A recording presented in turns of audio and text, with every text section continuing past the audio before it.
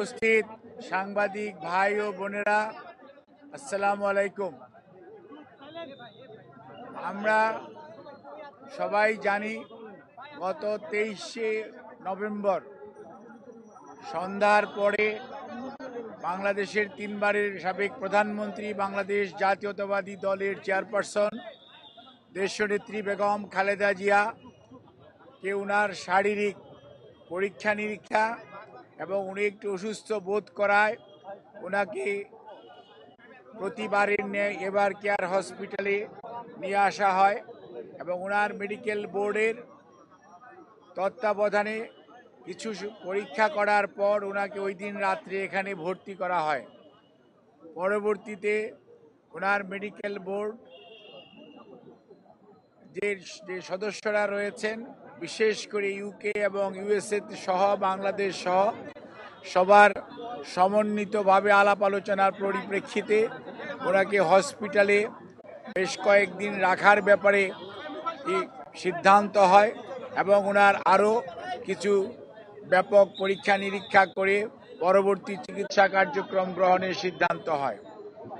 এবং ওনার শারীরিক যে সকল পরীক্ষা নিরীক্ষা করা হয় সেই সমস্ত পরীক্ষা নিরীক্ষার রেজাল্টের ফলাফলের ভিত্তিতে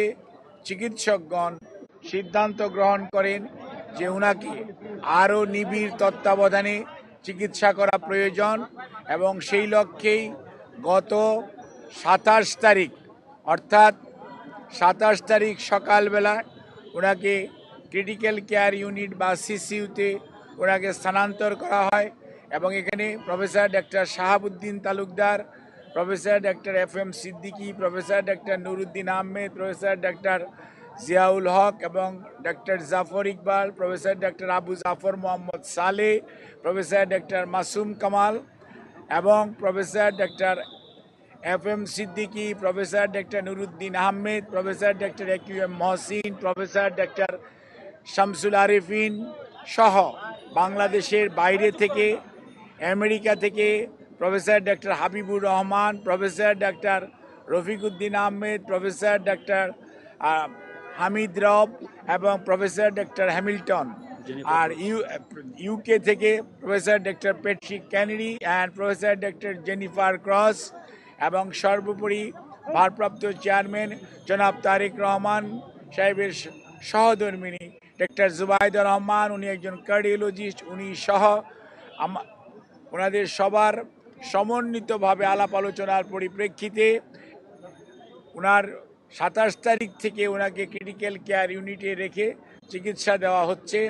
এবং ওনাকে 23 তারিখে ভর্তি করা এবং পরবর্তীতে চিকিৎসা কার্যক্রম সার্বক্ষণিকভাবে তদারক করছেন বাংলাদেশ জাতীয়তাবাদী দলের ভারপ্রাপ্ত চেয়ারম্যান জনাব তারেক রহমান।